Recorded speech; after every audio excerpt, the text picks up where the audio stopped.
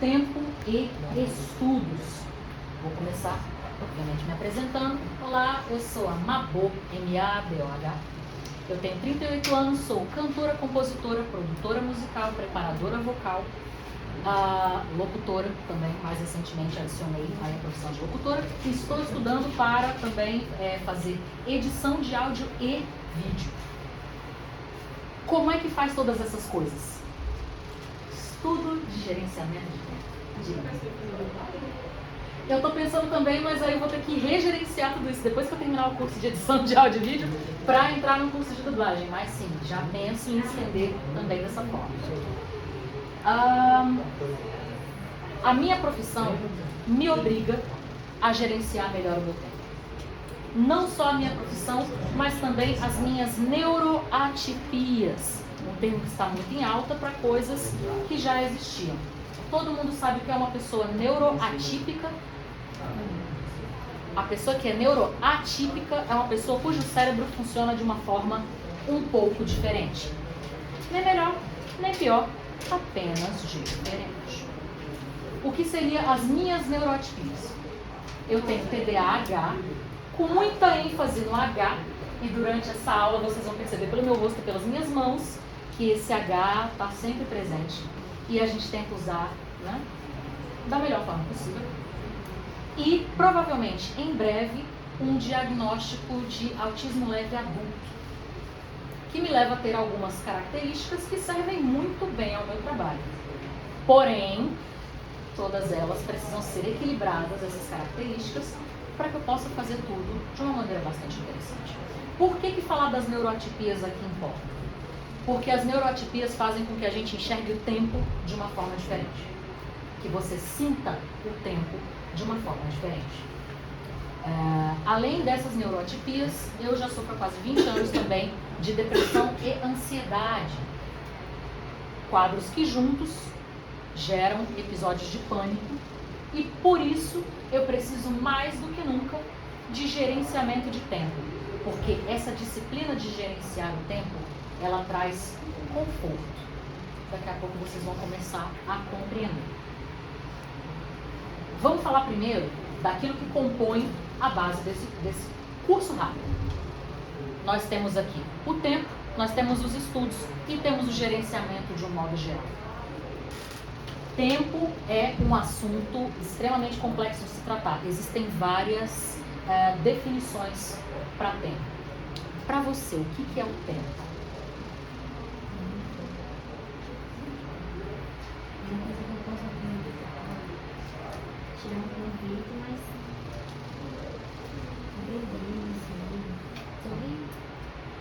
Ela diz que é uma coisa que ela pode tirar proveito. Para você, o que é o tempo? Nenhuma definição passa na cabeça. Você, o que é o tempo? Pense da seguinte forma. Não há resposta certa nem resposta errada. É apenas o que o tempo significa para você. O que você sente que é o tempo. Você, o que é o tempo? Você? Eu vou falar para vocês hoje sobre uma das definições do tempo, que é a seguinte: o tempo quanto quarta dimensão. Se a gente tem altura, largura, profundidade, mas não tem o tempo, a gente é apenas uma forma parada no meio do espaço. Tudo o que acontece ao longo da história do planeta, da história da raça humana, a própria evolução que a gente passou até chegar aqui, de um ser unicelular até virar o Homo sapiens tecnológico, se desenvolve em cima da linha do tempo. Se não há tempo, nós somos apenas uma forma parada no meio do espaço. Tem altura, tem largura, tem profundidade, mas você não tem aonde caminhar com isso e gerar essa evolução. Essa é a importância do tempo. É a linha em cima da qual nós caminhamos ao longo da nossa vida inteira.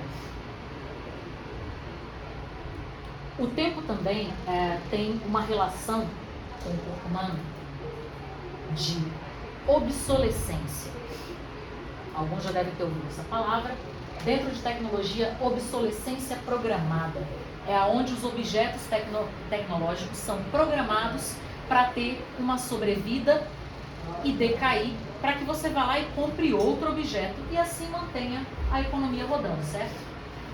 Não acontece exatamente da mesma forma, porque nós, seres humanos, nós somos insubstituíveis. Por mais que a nossa ordem de trabalho, nosso cargo de trabalho possa ser substituído por outra pessoa, nós, na nossa individualidade, nas nossas qualidades, defeitos e singularidades, nós não podemos ser substituídos.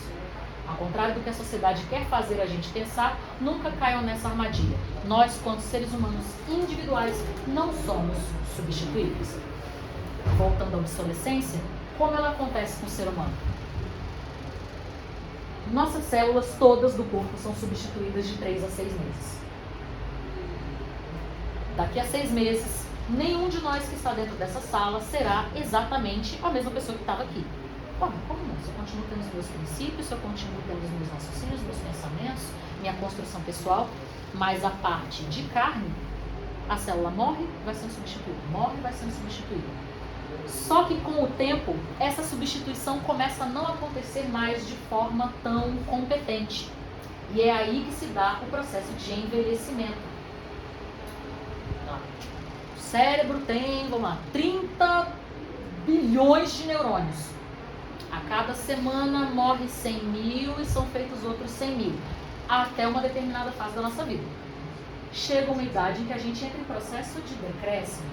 Pode entrar, é verdade. Tem ainda a cadeira aí, gente? Entra em processo de decréscimo. Morreu 100 mil, mas só está sendo feito 97. Alguma coisa, alguma conta já não vai fechar. Passou dos 40, morreu 100 mil, está sendo feito só 80 mil. Está piorando. Mas isso é normal da vida. Esse processo de decréscimo, ele vai acontecendo e é o que gera o nosso envelhecimento. E é também o que faz com que a gente comece a enxergar o tempo de forma diferente. Vocês já perceberam que as pessoas mais velhas da família de vocês vão falando: gente, o tempo não rende. Acordei, lavei uma roupa, quando vi já era hora do almoço, fui fazer um negócio ali, buscar um pão, quando vi já era janta. Muito normal ouvir a avó, a mãe de vocês falar dessa forma. Por quê?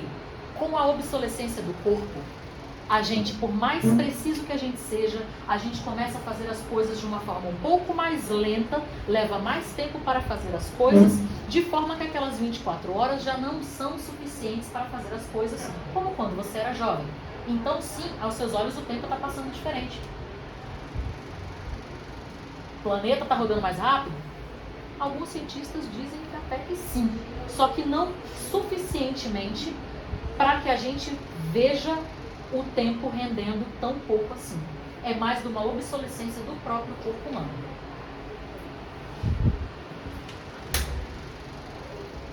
Como é que a gente pode driblar em partes essa obsolescência? Ajudando o nosso cérebro a funcionar melhor. Como é que a gente faz isso? Particionando, subdividindo, mastigando a informação. Toda vez que você tem uma informação macro, você pega aquela informação e subdivide. O tempo, a gente também pode trabalhar com ele dessa forma, subdividindo o tempo. Faz com que ele renda mais, com que a gente fique mais atento, com que a gente absorva melhor as informações. Vou fazer a comida. Para que, sei lá, essa caçarola de legumes fique pronta, eu levo 1h30. O que tem? Eu preciso de 1h30 para fazer uma simples caçarola de legumes. Eu preciso tirar esses legumes da geladeira, preparar, dividir as etapas, porque não é só eu jogar tudo lá dentro da panela, jogar água e deixar fervendo. Obviamente não vai ter o mesmo sabor que se eu fizer com cada parte do processo correta. Como é que eu sei a parte do processo correto? Eu vou fazer uma pesquisa. A gastronomia evoluiu a um ponto em que ela ensina pra gente quais são as melhores formas de se cozinhar um alimento para você obter ali todo o nutriente e todo o sabor dele. Então preciso dourar o alho e a cebola. Ficou com uma cor dourada. Ok, então agora eu acrescento os legumes, deixo os legumes dourarem também um pouco com aquele tempero, coloco a água, tem o tempo do cozimento. São várias etapas, são vários micros que me levam a um macro bem executado e bem feito. E ao longo dessa fala eu vou falar muitas vezes para vocês sobre excelência, sobre bem feito, melhor feito, o melhor possível. Porque para a gente se destacar naquilo que a gente faz, necessita sim paciência, cuidado, um olhar mais minucioso sobre as coisas. Mas você não precisa demorar, você não precisa perder um enorme tempo para ser minucioso. Basta prestar atenção aos processos. Falando de tempo, vamos para os estudos. Não só estudos escolares, tá? Tudo o que a gente aprende ao longo da vida é, de certa forma, um estudo. Alguns menores e mais simples, outros maiores, mais complexos, levam mais tempo. O que você precisa fazer em primeiro lugar para compreender as etapas e as tarefas que você precisa realizar com tudo aquilo é entender a complexidade daquilo que você vai fazer. Existem tarefas de baixa complexidade, tarefas de alta complexidade. As de baixa complexidade são aquelas que a gente meio que já faz no piloto automático. E de pessoa para pessoa essas tarefas podem mudar. Tem gente que pega sua bolsa e sai andando numa boa. Tem pessoas que por algum motivo têm alguma dificuldade em andar e precisam pensar mais sobre esse processo. Um artista, por exemplo, que precisa formular um personagem que anda de uma determinada forma, o andar dele do dia a dia é um processo tranquilo. Só que ele elaborar uma outra forma de andar, ele reaprender aquilo de uma outra forma, vai demandar alguns processos nos quais ele precisa pensar. Então, dividir a complexidade de uma tarefa. Toda vez que você tem uma tarefa macro para fazer, daqui a tarefa geral, divida quais são os processos fáceis, os médios e os difíceis. Por quê? Na parte fácil, você vai ter esses processos iniciais que vão te dar mais confiança, que vão te empolgar com o processo. Vai falar, pô, tranquilo, então isso aqui dá para fazer. Nas médias, você geralmente vai entender aonde você é bom e aonde você tem dúvidas naquela tarefa de um modo geral. Quando aumenta um pouquinho a complexidade, você já começa a entender o que está fácil e o que está difícil. Quando chegar nas tarefas difíceis, as fáceis e as médias já vão ter elucidado um bocado de coisas para você e você já vai conseguir enxergar isso aqui de um modo melhor, de um modo mais tranquilo, com mais clareza. E sempre subdividindo as tarefas. Tem aqui as fáceis, como elas são mais tranquilas para você, você talvez não precise subdividir. Quando chegar nas difíceis, talvez cada uma delas você já tenha que subdividir em novas etapas. Para o seu cérebro ter clareza de como realizar aquilo. O cérebro humano, ele precisa subdividir informações. Uma analogia muito básica que a maioria dos professores utilizam é: você dá uma informação gigante e querer que o teu cérebro compreenda, é a mesma coisa que você pegar um neném que não está acostumado a mastigar, a comer, pegar um bife desse tamanho e tacar na boca do neném. Não vai rolar. O neném vai se engasgar, vai ficar chupando bife, vai cair no chão, mas nada vai acontecer além.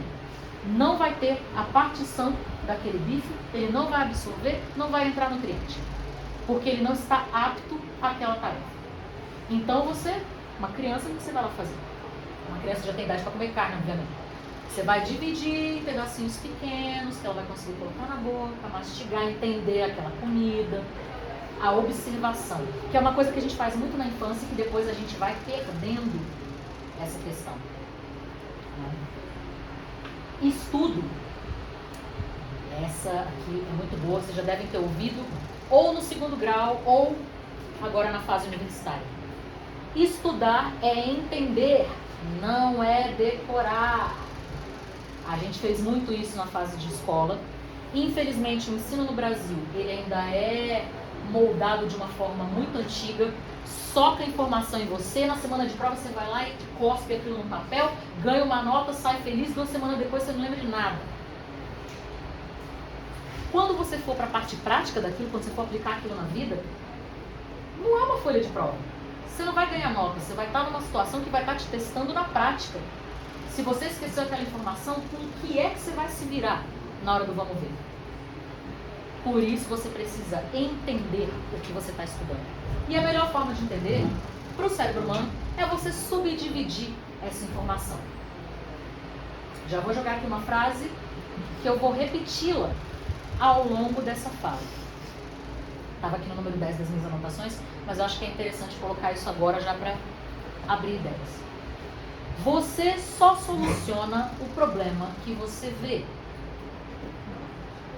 Você só vê o problema se entende a situação. Você só entende a situação se observá-la por partes. Pois eu volto de uma forma mais aprofundada nisso. Vamos aqui para o terceiro pilar, que é o gerenciamento de um modo geral, gerenciamento de informação. Então você tem o tempo no qual você precisa fazer uma tarefa. Você tem o estudo, que é o entendimento daquela tarefa que precisa ser realizada. E agora você vai gerenciar todos esses dados para realizar essa tarefa da melhor forma possível.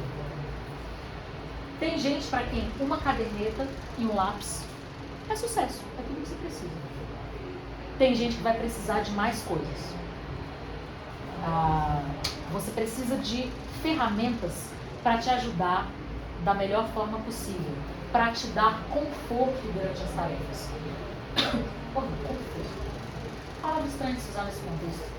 Sim, conforto. A gente precisa ter conforto para aprender, para absorver informação, para realizar o trabalho. Porque a gente não é uma máquina. Apesar do capitalismo viver jogando a gente para esse lugar de máquina, nós não somos máquinas. O nosso cérebro ele tem um tempo em que ele tem um pico de foco, em que você realiza o estudo, e esse pico decresce e a gente precisa de um respiro, de uma pausa. E precisa também de ferramentas que melhorem esse pico de informação que você vai ter. Você precisa estar cercado do maior número de informações possíveis. Então, sem medo de ser feliz, cola post-it, cola recadinho na porta da geladeira, no espelho do banheiro, na porta do guarda-roupa. Faz um quadro no seu quarto. Sabe aqueles quadrinhos com os dias da semana? Aquilo é uma ferramenta incrível. Pode obter o quadrinho ou pode só meter um papel, cola na porta do guarda-roupa, você acorda e já olha. Pode parecer que vai ser uma coisa opressiva no começo. Tipo, caraca, já vou acordar olhando o que eu tenho que fazer, que saco. Não. Isso é liberdade, isso é conforto. É uma disciplina que traz conforto. Por quê? Eu vou estar sempre observando o que precisa ser feito. Eu vou ter sempre uma anotação me lembrando como, onde, quando e por que eu tenho que fazer as coisas. Por quê? Seu cérebro já tem muita função para realizar. Seu cérebro ele tem que cuidar de comandar um corpo. Seu cérebro precisa fabricar e espalhar uma série de hormônios, uma série de substâncias químicas. Ele tem que cuidar das suas funções todas. Por que você vai delegar ao seu cérebro uma coisa, mais uma função, que não é necessária? Entende? Então, essas anotações, essas subdivisões das coisas, você pode fazer tranquilamente com anotações. Tudo isso pode estar fora do seu cérebro, deixar de ocupar um tempo e uma função e você continuar fazendo tudo de forma muito competente.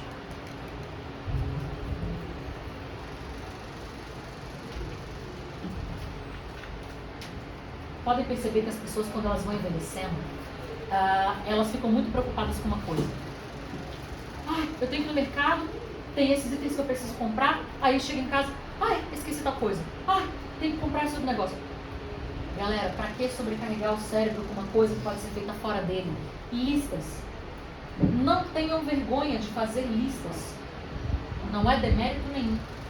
Você está poupando uma energia do seu cérebro que pode ser gasta fazendo outras coisas, outras tarefas mais importantes.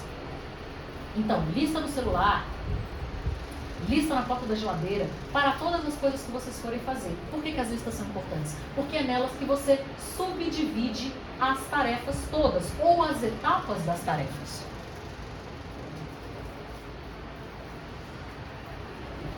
Subdividir. Por que é tão importante?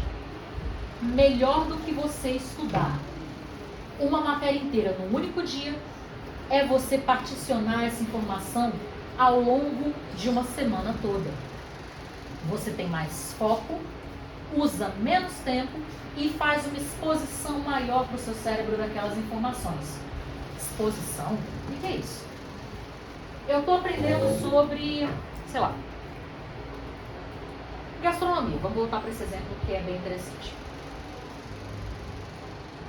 Eu exponho o meu cérebro a determinadas informações em um dia, durante 3 horas, e saio exausto. Caramba, assisti aquela aula de gastronomia, foi incrível. Aprendi a flambar, cozinhar, um monte de coisa.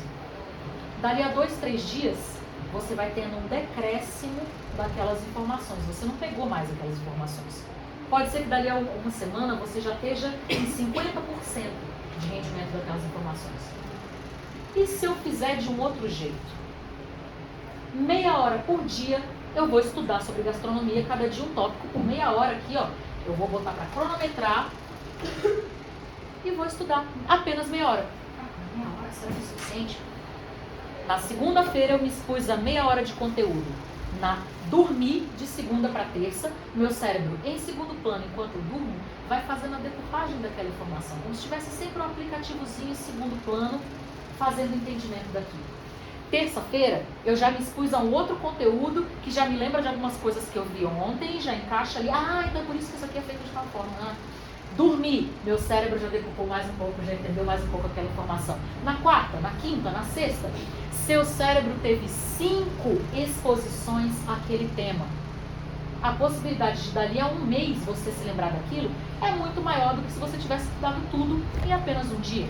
Então, quanto mais exposições de pequenos períodos você fizer, melhor o seu cérebro entende, mais rápido ele entende e ele entende com mais complexidade. Ele tem tempo de pegar ali as nuances da informação.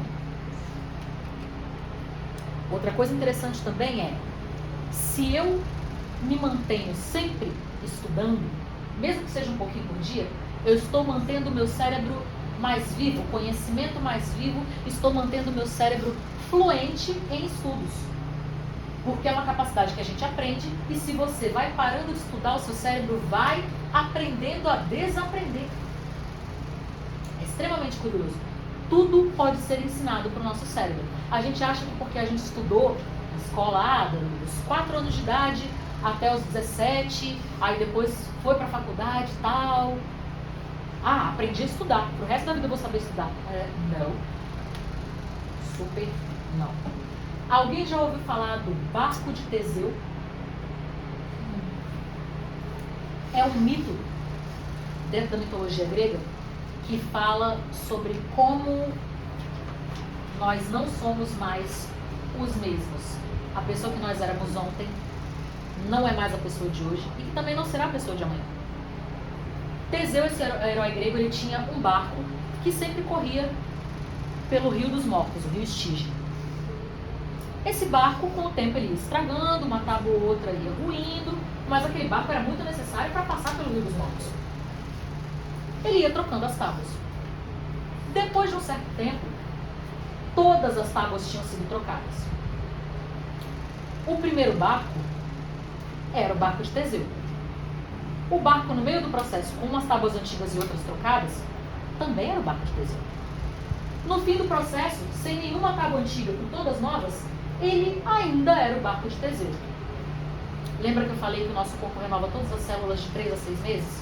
Daqui a 6 meses, nenhum de nós vai ser mais essa mesma estrutura de carne que está sentada aqui, ouvindo esse momento. Há 6, 7 meses atrás, essa estrutura de carne e osso que está montada aqui em cada um de nós não estava aqui, ela não estava existindo ainda. Por isso a gente deixou de ser quem a gente é. Os nossos pensamentos, nossos comportamentos, o nosso fundamento essencial de pessoas que somos, não. Essas células, elas vão passando informação, uma para outra. Você morreu, ok, chegou a outra, passou a informação. Isso vai se reconstruindo. Mas, infelizmente, como a gente já falou antes sobre obsolescência, esse processo começa a acontecer de forma não tão competente assim, e isso vai decaindo. Onde é que você quer chegar com isso? que a gente precisa sempre se manter estudando e absorvendo conhecimento. Mesmo aqueles conhecimentos que a gente já absorveu e está muito craque neles. Esse decréscimo vai fazer que dentro de algum tempo a gente não pense mais da mesma forma, não tenha o mesmo alcance desses conhecimentos. E por isso a gente precisa de reciclagem.